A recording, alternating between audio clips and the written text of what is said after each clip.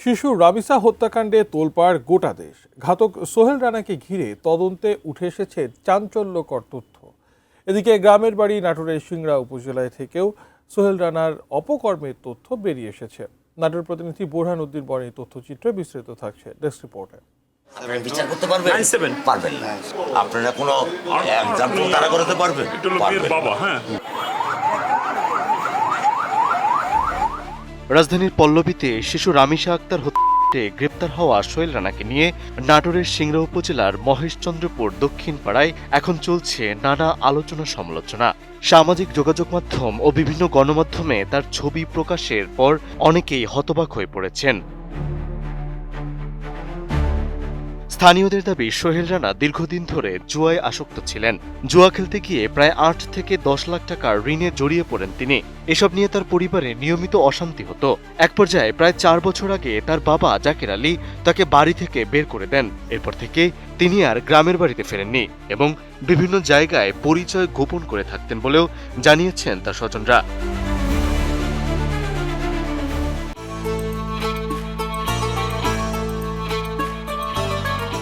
এলাকাবাসী জানান, একসময় মহেশচন্দ্রপুর বাজারে সাইকেল মেকানিকের কাজ করতেন সোহেল। তবে পরে জুয়ার টাকা জোগাড় করতে গিয়ে ধীরে ধীরে বিভিন্ন অপরাধমূলক কর্মকাণ্ডে জড়িয়ে পড়েন। স্থানীয়দের দাবি, তার বিরুদ্ধে একাধিক চুরির অভিযোগও রয়েছে। আর এসব কারণেই ধীরে ধীরে এলাকার মানুষের সঙ্গে দূরত্ব তৈরি হয় তার। করেন যে ওই যে এই দোকান বাকির যেটা আসিল ওটা তো দেয়নি। তারপরে যে ওই সিমেন্টের রড চুরি করেছিল ওই সাথে সাথে তোর কেস এখনও মোটামুটি আছেই, এখনও তো হয়নি কেস। তো ওটিও যায় আবার মনখান অটো গাড়ির তুলতে দিছিল, অটো গাড়ি তুলে দিয়ে সেখানে ওই করলো কি ওই অটোটা বেশি দিল, বেশিতে 3 লাখ টাকা আবার জরিমানা দেয়। এই তো কাম করলো করে টুরে এখন মোটামুটি আবার এই কামে জড়িত। না, যিনি এখন ঢাকাতে আছে, উনি দীর্ঘ কয়েক বছর আগে এখানেই দোকান ছিল, ওনার বাপের সাথে দোকানদারি করতো।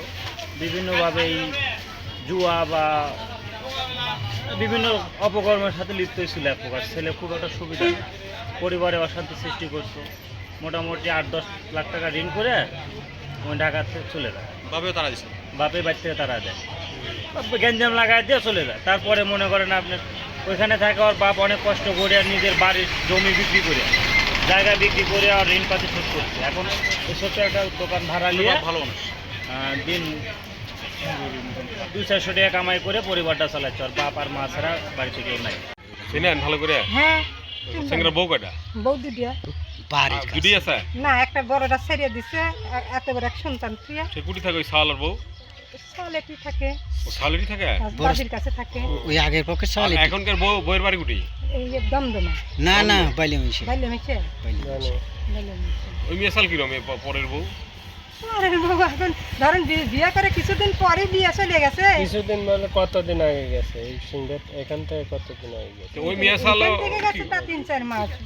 এই বোধহয় 1 বছর হয়ে গেছে। না তারও বেশি। তারও বেশি। 1 বছর আগে চলে গেছে। এদিকে শিশু রামিসা নিয়ে চাঞ্চল্যকর তথ্য দিয়েছে পুলিশ। ডিএমপির অতিরিক্ত কমিশনার এস.এন. নজরুল ইসলাম জানিয়েছেন, মূল আসামি সোহেল রানা যাতে পালিয়ে যেতে পারে সেজন্য ভেতর থেকে দীর্ঘ সময় ধরে দরজা খুললেন তার স্ত্রী স্বপ্না আক্তার। পরে জানালার গ্রিল কেটে সোহেলকে পালিয়ে যাওয়ার বিষয়টি নিশ্চিত হওয়ার পর দরজা খোলা হয়। এ ঘটনায় স্ত্রী স্বপ্নাকেও সহযোগী হিসেবে কাজ করার অভিযোগে গ্রেপ্তার করা হয়েছে। পুলিশের ধারণা, শিশুটি বিকৃত সার শিকার হয়েছিলেন। নির্যাতনের বিষয়টি জানাজানি হয়ে যাওয়ার ভয়ে তাকে শ্বাসরোধে হত্যা হয়। পরে আলামত গোপন করতে শিশুটির মাথা ও হাত বিচ্ছিন্ন করার চেষ্টা করা হয়। ঘটনার পর তথ্য প্রযুক্তির সহায়তায় নারায়ণগঞ্জের ফতুল এলাকা থেকে সোহেল রানাকে গ্রেপ্তার করা হয়। হত্যা ব্যবহৃত রক্তমাখা ছোড়া এবং শিশুটির বিচ্ছিন্ন মাথা উদ্ধার করেছে পুলিশ। অভিযুক্ত সোহেল রানার বোন জলি বেগম বলেন, বিভিন্ন অপকর্ম ও ঋণের কারণে পরিবার থেকেই তাকে আলাদা করে দেওয়া হয়েছিল। এরপর তিনি আর বাড়িতে আসেননি। বিভিন্ন গণমাধ্যমে তার ছবি দেখে তারাও হতবাক হয়ে যান বলে জানান তিনি। ভাই ধরেন যে এখন 3-4 বছর আগে বাড়ি থেকে চলে গেছে, কোনো যোগাযোগই নাই। ও বিয়ে করার পর থেকে ধরেন বউলে একে সব চলে গেছে। ওর আর আমার সাথে কোনো বাপ মায়ের সাথেও কোনো লেনদেন নাই, আমার সাথেও কোনো নাই। বাপ মায়ের খাওয়ার খরচও দেয় না, কোনো মানে লেনদেনই নেই এর মধ্যে। ওই জায়গাতে আসেও নি কোনোদিন। প্রায় 12 বছর আগে প্রথম স্ত্রীকে তালাক দেন সোহেল রানা। পরে দ্বিতীয় বিয়ে করে ঢাকায় বসবাস শুরু করেন তিনি।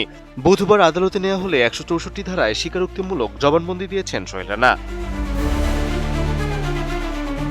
এদিকে শিশু রামিসা ঘটনায় এলাকায় তীব্র ক্ষোভ বিরাজ করছে। স্থানীয়রা এই ঘটনায় দ্রুত বিচার ও দৃষ্টান্তমূলক শাস্তির দাবি জানিয়েছেন। Desk report, ATN news.